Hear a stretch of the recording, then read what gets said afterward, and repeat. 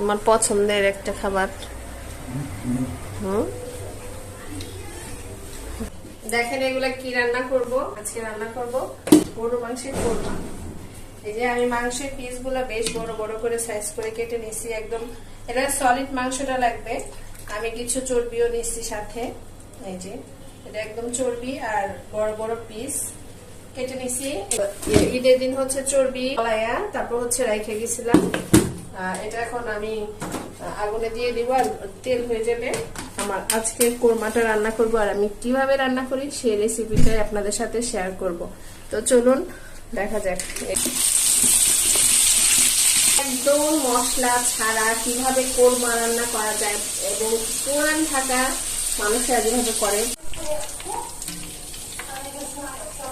তেলগুলো যে গলে গেছে এটা উঠাই নিব।